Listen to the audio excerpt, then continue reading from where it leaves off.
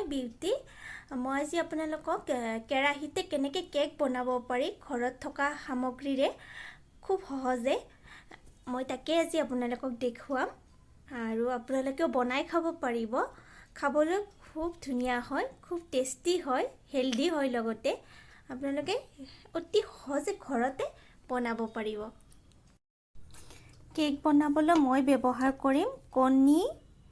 ময়দা চিনি তাত দুটা ইলাইচি দি দিছো তাৰ পিছত লাগিব বেকিং পাউডাৰ তাৰ পিছত মই অকণমান দিম ভেনিলা এসেন্স তাৰ পিছত দিম ৰিফাইন মই ৰিফাইন অলিভ এক্টিভটো ব্যৱহাৰ কৰিম আৰু এনেকুৱা এটা বাটি লৈ লৈছো বেটাৰখিনি বনোৱাৰ কাৰণে চিনিখিনি মই গুড়ি বনাই লম আৰু তাত মই ইলাইচিখিনিও দি দিছো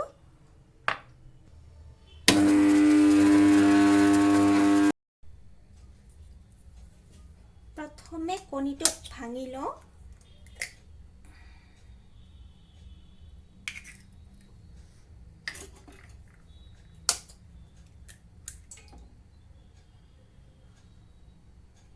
তাৰপিছত এইখিনি ধুনীয়াকৈ ফেটি লওঁ কণীখিনি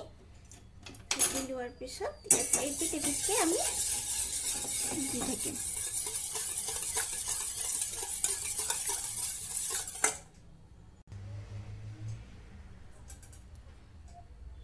মই অলিভ এক্টিভ ৰিফাইনটো দি দিম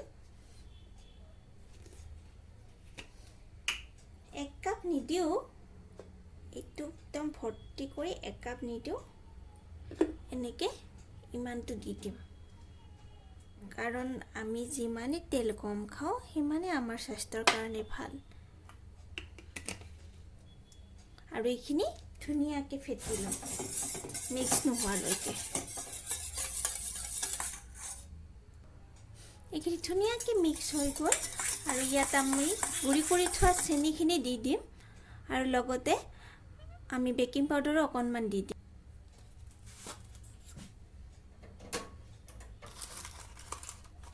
বেকিং আমি দি দিম 1 চামুচ ইয়াতে একেলগে দি দিম ধুনীয়াকৈ তেতিয়াহে মিক্স হৈ যাব বেকিংখিনি আৰু কেকটো ধুনীয়াকৈ ফুলি আহিব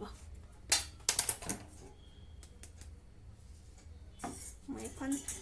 চেকনিৰে এনেকৈ চালি দিছো যাতে ইলাইচি দিছিলোঁ নহয় ইলাইচিৰ বাকলিখিনি মানে ৰৈ যাব চেকনিখনত কাৰণে মই এনেকৈ ধুনীয়াকৈ চেকি দিছোঁ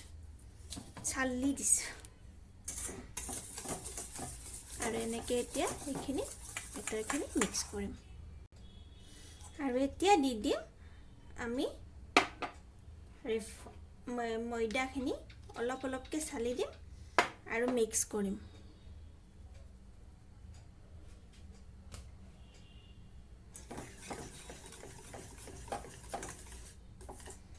কাৰণ ময়দাত কিবা থাকিব পাৰে আৰু এনেকৈ চেকনিৰে চেকি দিলে ধুনীয়াকৈ মিক্স হৈ যায়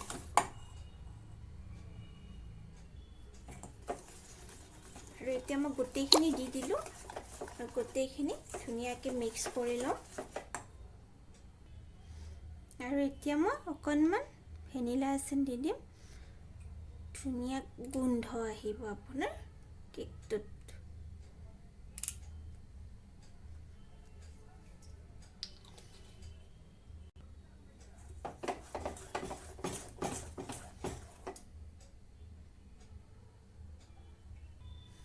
এতিয়া মোৰ বেটাৰটো ৰেডি হৈ গ'ল এতিয়া মই এইখিনি 15 মিনিটৰ কাৰণে থৈ দিম থাকিব এনেকুৱা এটা ষ্টিলৰ চচপেনে লৈছোঁ মই আৰু এখন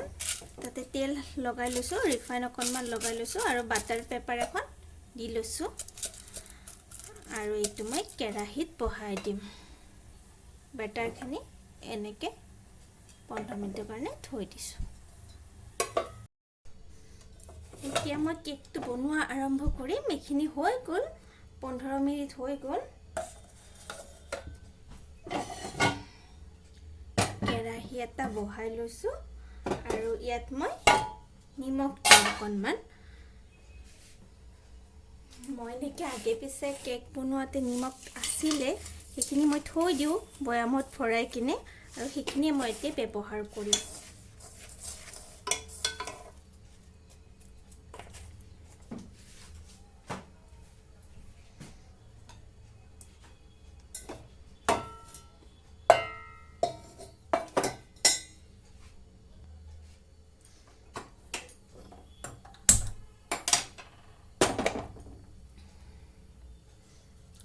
কেৰাহীটো 5 মিনিট গৰম হ'ব দিম আৰু তাৰ পিছতে মই কেকটো দিম। মোৰ কেৰাহী গৰম হৈ গ'ল, এতিয়া মই কেকটো বহাই দিম।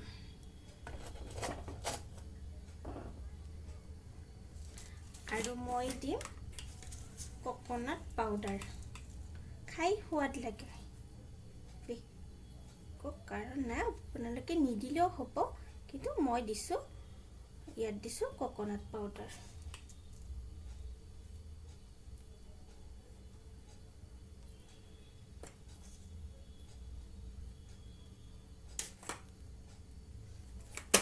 আৰু এতিয়া আমি আধা ঘণ্টাৰ কাৰণে জুইটো মিডিয়াম কৰি দি ঢাকি দিম। মোৰ কেক ৰেডি। ইমান ধুনীয়াকৈ ফুলি আহিছে কেকটো। আৰু এতিয়া হৈছে নেকি, মই এখন কটাৰীৰে চাম বাৰু।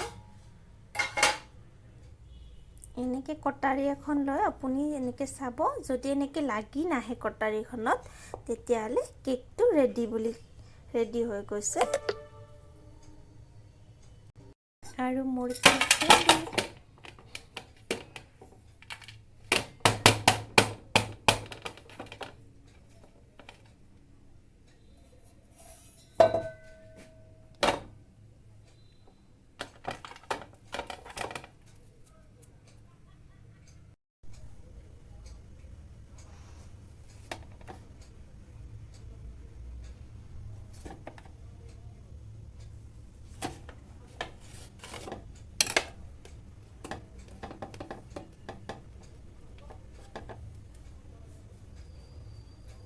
বহুত ধুনীয়া স্পঞ্জি হৈছে কেকটো,